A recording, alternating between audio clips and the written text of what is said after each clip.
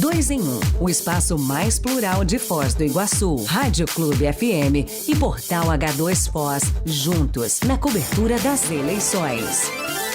Muito bem, agora são 10 horas e 20 minutos, manhã de terça-feira, dia 13 de setembro de 2022, e nós estamos começando mais uma edição do nosso 2 em 1, programa em parceria da Rádio Clube e Portal de Notícias H2 Foz, que dão continuidade à série de entrevistas com os candidatos às eleições de 2022. As entrevistas terão sempre meia hora de duração e em nenhuma hipótese o tempo será estendido. O entrevistado de hoje é o candidato a vice-governador do Paraná, Jorge Samek, pelo Partido dos Trabalhadores. Comigo hoje está Paulo Bogler para a gente conversar, bater esse papo a respeito de política. Ontem, coincidentemente, estava a Adriana de Alencar, do PDT, no dia 12. Hoje, Jorge Samek, no dia 13, para falar do 13. Paulinho, bom dia. Bom dia, Moacir. Boa observação, né? Para aqueles que gostam do jogo, aí talvez seja a hora de fazer os cálculos aí. Mas é isso, Moacir, você nos inseriu, estamos recebendo já o candidato a governador do Paraná pelo PT, o Jorge Samek, nessa série de entrevistas que estamos fazendo com todos os candidatos a deputado federal e deputado estadual por Foz do Iguaçu, além dos postulantes ao Senado Federal e também ao governo do estado que cumpram agendas eleitorais aqui em Foz do Iguaçu, caso de Jorge Samek, que cumpre aí uma série de compromissos na região e aqui em Foz do Iguaçu nesse dia. Mas vamos a ele, nós já aproveitamos a agradecer a agenda, a ter aceitado participar dessa entrevista. Sabemos que a corrida eleitoral está se afunilando, o tempo está curto e avançando rapidamente. A gente agradece a sua participação, desejando um bom dia. Seja bem-vindo, Jorge Samek. Obrigado, Paulo. Moacir, também me acompanha aqui o Luiz do PT, nessa entrevista, a Valentina. E eu quero dizer que é um privilégio poder estar aqui na Rádio Clube, no H2 Foz. Eu que sou nascido em Foz do Iguaçu, sou filho dessa terra. Foi aqui que meus pais vieram, lá nos anos de 1940. Convivi em Foz do Iguaçu quando ela tinha 3, 4 mil habitantes. Acompanhei o que foi a transformação de Foz do Iguaçu com o advento da Itaipu. Depois acompanhei, obviamente, por 14 anos como diretor-geral da Itaipu. E poder voltar aqui para a nossa terra, para ver Foz do Iguaçu, poder ver o progresso da nossa região, sempre é motivo de muita satisfação. E agora nessa nova empreitada, estamos aí, sou candidato a vice do Roberto Requião, com quem tive o privilégio de ser seu secretário, quando ele foi prefeito de Curitiba. Então conheço, convivi e fizemos inúmeras ações também, quando ele era governador e nós estávamos à frente da Itaipu Binacional. E o presidente Lula, que também é uma pessoa que sempre nos prestigiou o Paraná, prestigiou o Brasil. Tivemos diversos investimentos colocados aqui na nossa região, melhorou muito a relação que se tinha Brasil com o Paraguai, depois com a própria Argentina, e obviamente é um prazer poder compor uma chapa com Lula presidente, Requião governador e nós aqui nessa condição de vice-governador. Samek, a gente sempre faz um pedido de uma breve apresentação, acho que o senhor já fez isso, também o seu nome é bastante conhecido. Para a gente avançar no nosso tema, eu vou lhe colocar 2 perguntas em uma aqui, e lhe questionando, o senhor está afastado já das urnas aí há umas 2 décadas, desde que foi candidato a deputado federal. O que o traz a disputa nas eleições deste ano e por que Jorge Samek e Roberto Requião no governo do Paraná? Olha, eu verdadeiramente, desde 2002, eu não disputava mais eleições. Foi quando eu me elegi para deputado federal. Aí, a convite do presidente Lula, vem assumir Itaipu. Nós discutíamos muito sobre processos de empresas poder se colocar para desenvolver regionalmente, não ficar só com a função de produzir energia. Nós temos tanto cérebro, tanta inteligência colocada ali para poder ajudar no desenvolvimento da região, dos 2 países aqui. E o Lula falou, mas que você fala tanto disso, vou te fazer uma experiência de você, te convidar para ser diretor-geral. E pronto, aceitei. E acho que desenvolvemos muito. O Brasil melhorou muito de 2003 até 2014, programas de todas as ações, e agora estamos assistindo um desmonte do Estado. Eu, verdadeiramente, eu estava querendo passar o chapéu. Estou com 67 anos, né? E tem gente nova vindo nesse processo. Mas ao assistir um desmonte do Estado, colocar a democracia em risco, assistir o que estamos assistindo na área da educação, na área da saúde, o que foi essa Covid, o desaparecimento do Ministério da Cultura, a ciência e tecnologia, não se desenvolve um país sem ciência, sem tecnologia, sem inovação. É responsabilidade de todo mundo, de todo brasileiro, de dizer, opa, basta lá. Nós não queremos retrocesso. Estamos assistindo de forma muito rápida a morte da democracia. Isso nunca mais nós tínhamos visto um processo como estamos assistindo. Essa coisa de crime, criminalizar parente discutindo com parente, quer dizer, está virando um processo de violência. Colocar em dúvida as urnas. Tantos problemas que nós temos no Brasil, de desemprego, de distribuição de renda, de desmonte do Estado. E aí a discussão é urna eletrônica. Se a urna é bichada ou não é bichada. A pessoa se elege 6 vezes com essa urna eletrônica. E aí, de uma hora para outra, passa a ser a discussão sobre isso. A discussão passa a ter arma. Se pode ter arma. Olha o que tem acontecido no Brasil, aqui em Foz do Iguaçu, inclusive, lastimavelmente, um processo de irmão matando um irmão, pessoas se matando por exatamente ter esse procedimento de violência. Nós somos a favor da paz, nós somos pelo amor, nós somos pela fraternidade. Nós queremos discutir biblioteca e não clube de tiro. Nós queremos ter livro e não bala. Então é isso que me levou a vir de novo concorrer, e eu não aceito esse Brasil, esse Paraná do jeito que está aí. Eu quero um Brasil, um Paraná bem diferente desse que estamos assistindo.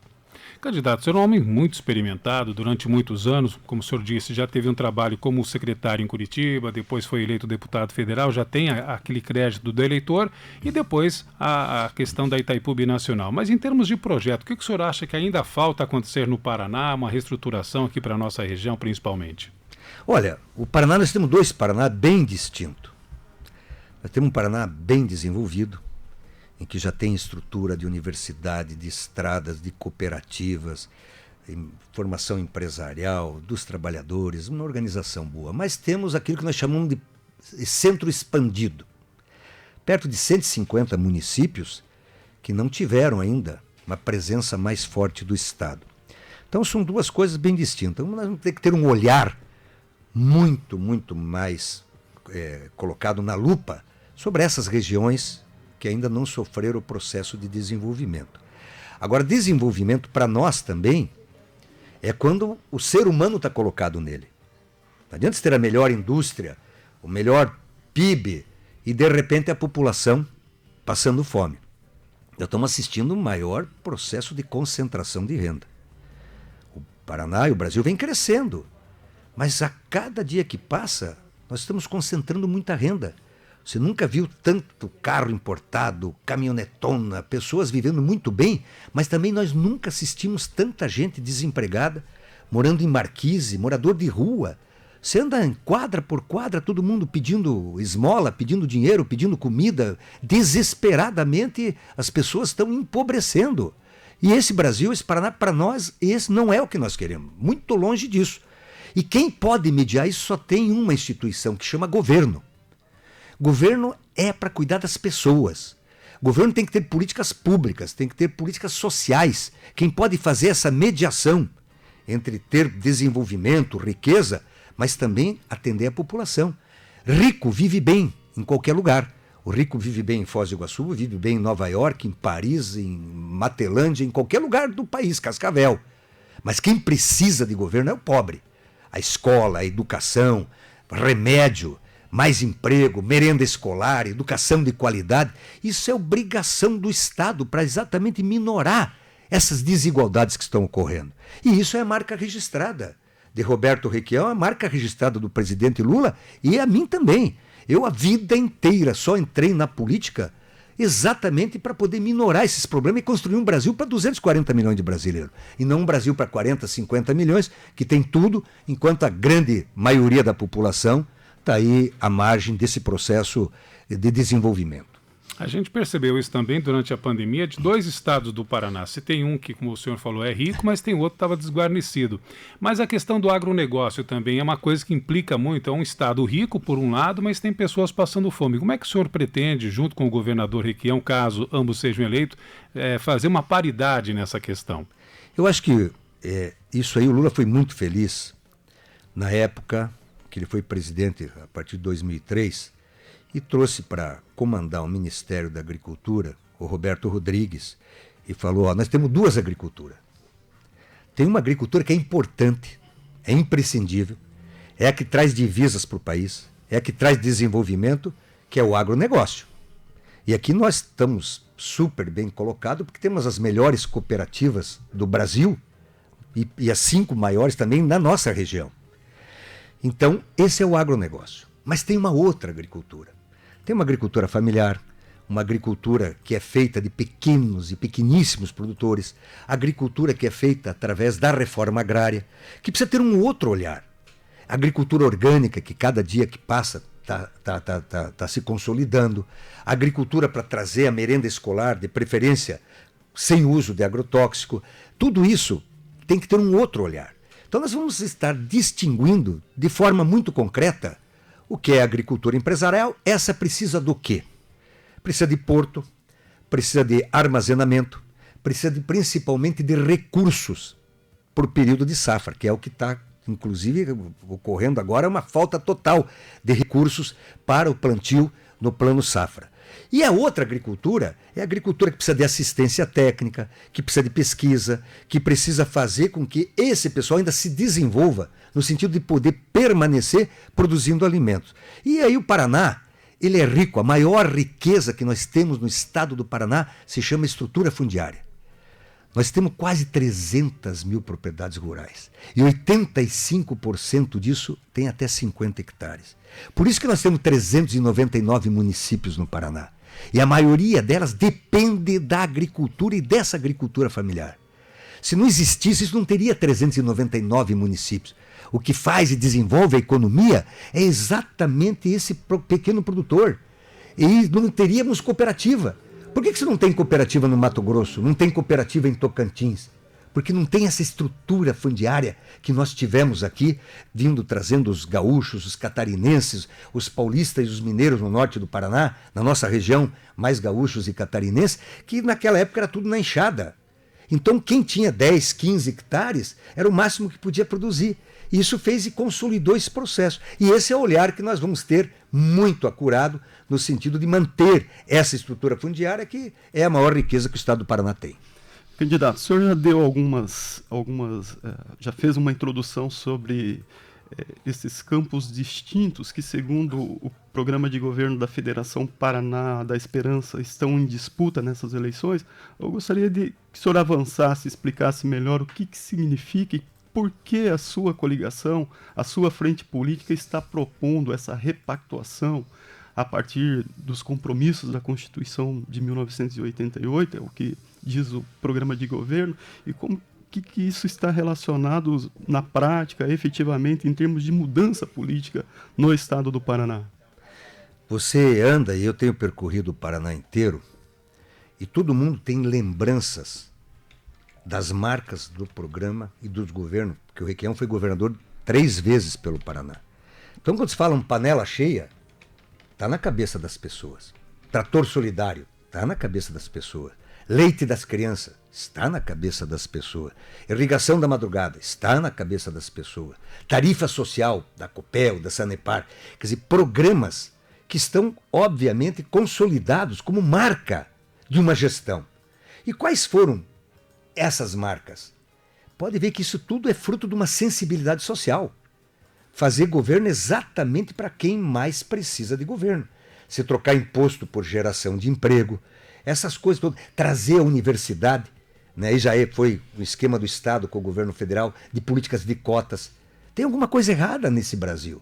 Você veja, eu estou com 67 anos. Você acredita que eu nunca fui consultado por um médico negro?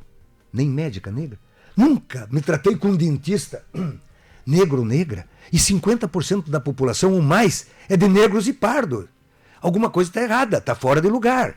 Isso só foi possível começar a corrigir esse processo com esse olhar de botar cotas, de quem só estudou em colégio público, desculpa, ter uma participação das universidades. E olha, um dos dias mais alegres da minha vida foi numa formatura da própria Unioeste, quando eu vi uma negra, médica, se formando. Ela foi oradora da turma, fez a plateia inteira chorar. Falou, estou aqui graças a uma política de inclusão social que me fez eu poder estar aqui com esse diploma, com esse anel de médica e tal. É isso que nós queremos. O Brasil que nós queremos é esse. Dar oportunidade para as pessoas. E quando se dá oportunidade, pode ter certeza que o brasileiro é muito ativo, criativo, trabalhador. Agora precisa ter um governo que favoreça essas políticas inclusivas. O senhor tocou no assunto educação. Educação sempre ocupa uma boa parte dos debates eleitorais. Os postulantes, quando estão em busca de voto, dizem que educação será prioridade e deveria de ser.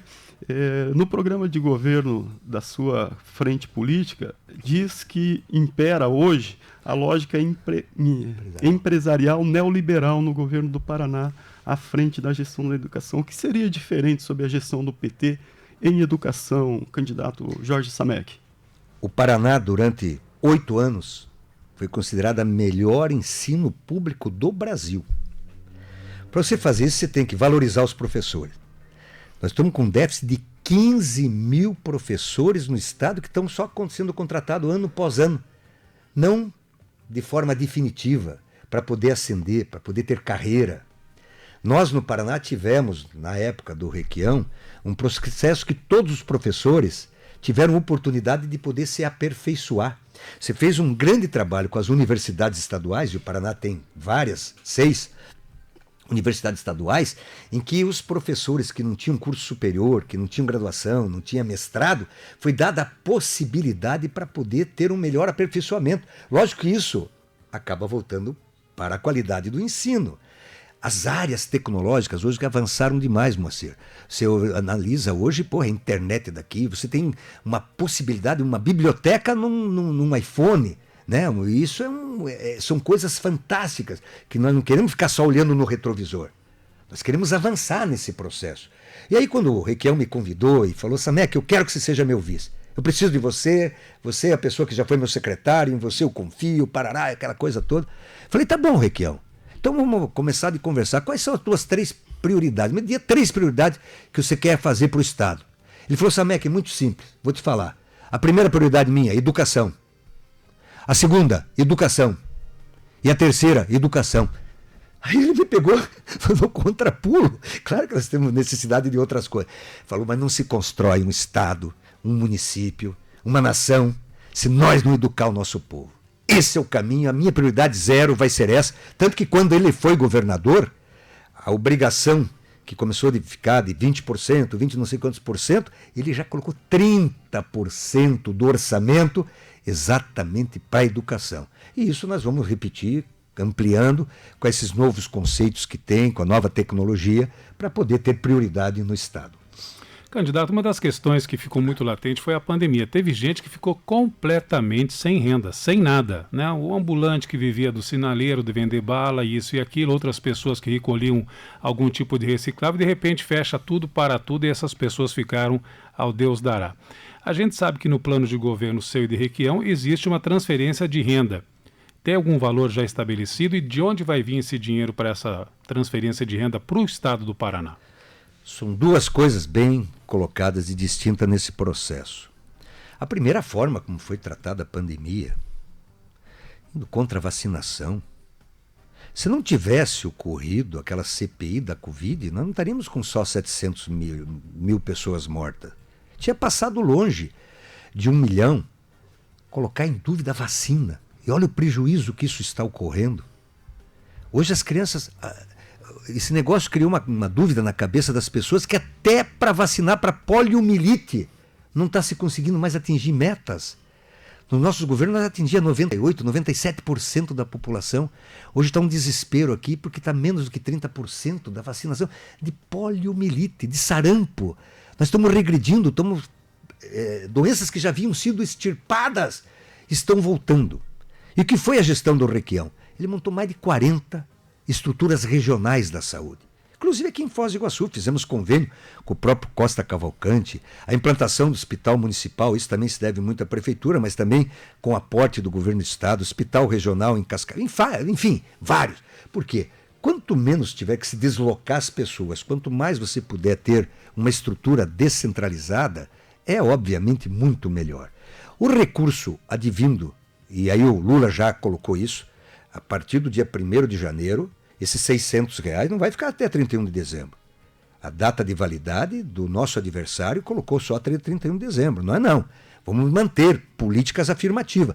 Mas acoplada, como era o Bolsa Família.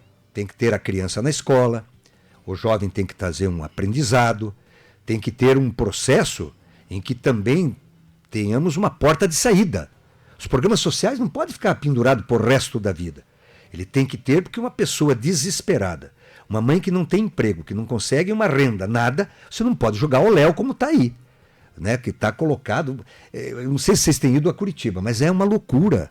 O que virou a Rua 15, o que virou a República Argentina, aquele entorno da rodoferroviária, estão disputando espaço para morar na rua. O que você vai fazer com uma pessoa dessa que não seja através de uma renda mínima e ao mesmo tempo tentar uma recuperação e garantir as futuras gerações? Ali é o pulo e custa caro. Programas sociais não são baratos. Mas essa é uma dívida da nação brasileira no sentido de poder constituir e construir um Brasil. E os recursos têm. Recurso tem. Tanto é que você vê aí o que estão fazendo hoje em dia. Né? Ficaram 3 anos e meio sem botar recurso para o social, sem fazer programas de renda, de transferência de renda, e de uma hora para outra surgem os recursos. Agora tem que ser direcionado. E aí vocês já conhecem muito bem o que o Lula sempre fala, e o Requião não é diferente. Nós queremos botar o pobre no orçamento. E vai ser colocado isso de novo.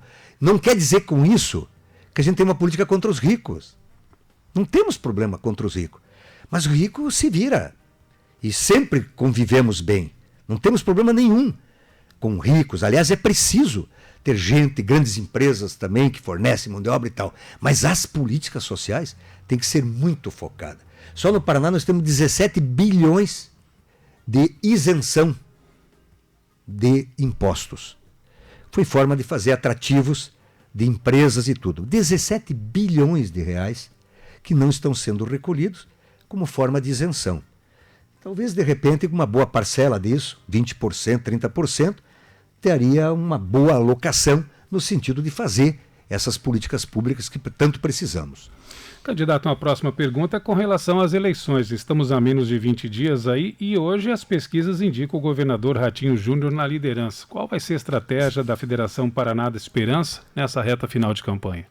Olha, o Requião estava bem abaixo, ele ficou muito tempo sem poder participar da atividade política, sem dar entrevista, sem fazer impulsionamentos e tudo isso. Aí de 15 dias para cá, houve já um crescimento substantivo. Né? Estamos ainda, obviamente, atrás do governador, não negamos nada disso, mas o Requião sempre saiu atrás. Quem acompanhou a eleição dele, desde prefeito, ele começou com 3, 4%, o outro candidato tinha quase 67%, e de repente, na hora da votação, quando abriram as urnas, ele foi o vencedor. Na campanha de governador, a primeira também, contra o Martinez, contra o Zé Richard, ele foi para o segundo turno, atrás, concorreu, ganhou a eleição. E assim foi as eleições que ele disputou. A população está começando a ter conhecimento das suas propostas e que ele, inclusive, é candidato a partir agora, dos últimos dias, quando começou os programas eleitorais e as entrevistas, como essa que nós estamos concedendo aqui. Então, temos certeza que ainda temos um bom caminho a percorrer. E o segundo, o Lula. Quer dizer, o Lula também, ou acabou de sair uma pesquisa ainda ontem, né? A população está começando a verificar com clareza, está com saudade e a diferença dos nossos governos. E uma campanha acoplada ao presidente Lula também eleva a possibilidade nossa, tanto do Requião como minha, de poder aí, estar aí também virando essa eleição. Agora, é um procedimento que ainda nós temos ainda apenas mais 20 dias para poder fazer o que estamos fazendo. Estou eu, está o Luiz, aqui está a Valentina, estamos correndo, vendo, visitando, fazendo entrevista, tendo espaços e tal, para poder se comunicar e poder chegar no coração das pessoas para que faça uma análise. se a vida deles melhorou ou piorou. De 2003, 2014, piorou ou melhorou a sua vida? Os salários eram todos eles corrigidos acima da inflação. Nós fizemos uma recuperação do salário mínimo de 70% a nível de Brasil. Mas no Requião foi muito mais.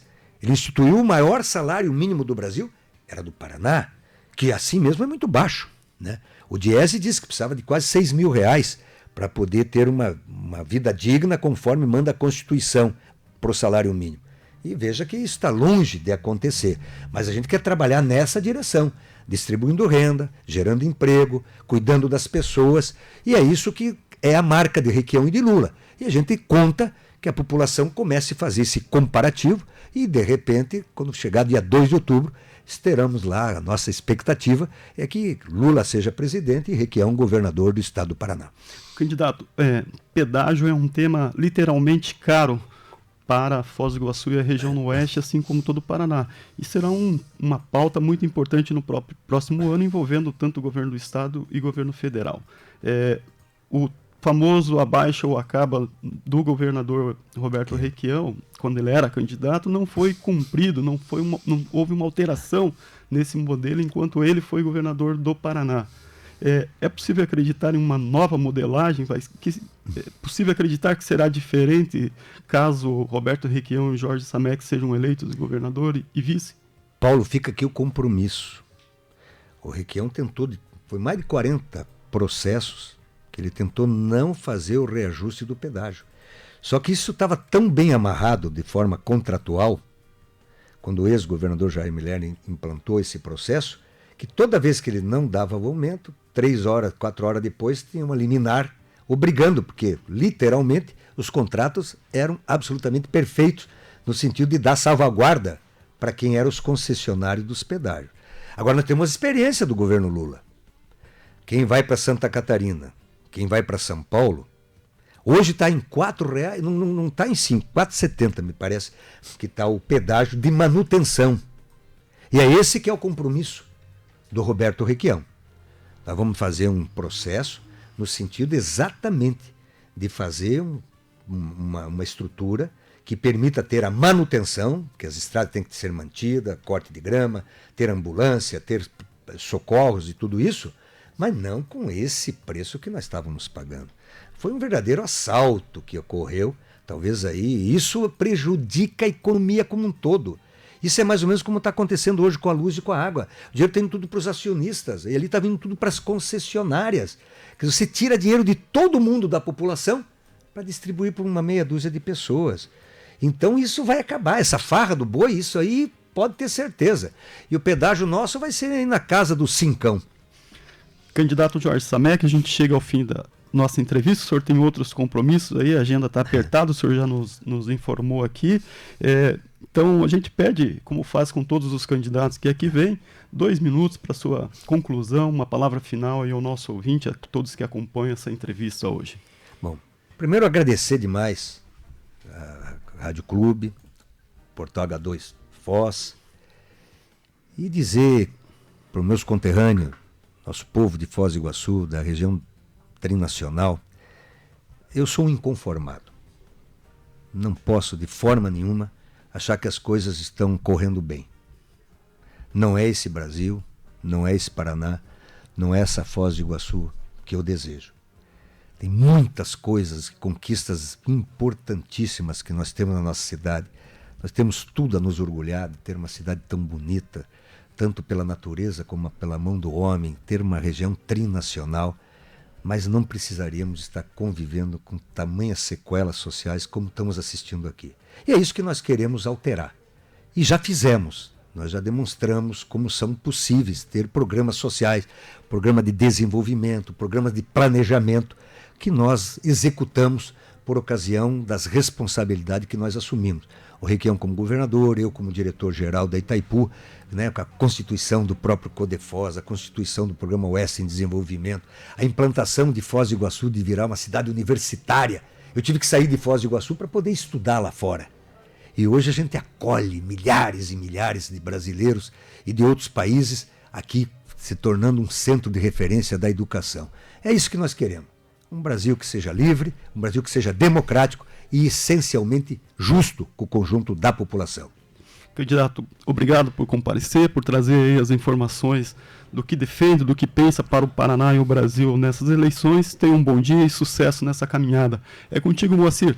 Muito bem, sucesso, candidato, tudo de bom. Agradecemos mais uma vez pela sua presença. Conversamos hoje, então, com Jorge Samek, nascido em Foz do Iguaçu em 1956, engenheiro agrônomo formado pela Universidade Federal do Paraná.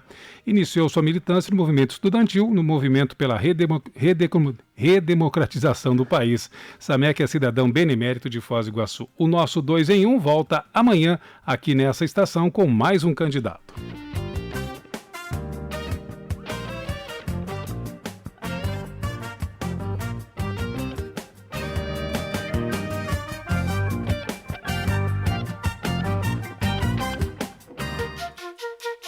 Dois em um, o espaço mais plural de Foz do Iguaçu, Rádio Clube FM e Portal H2 Foz, juntos na cobertura das eleições.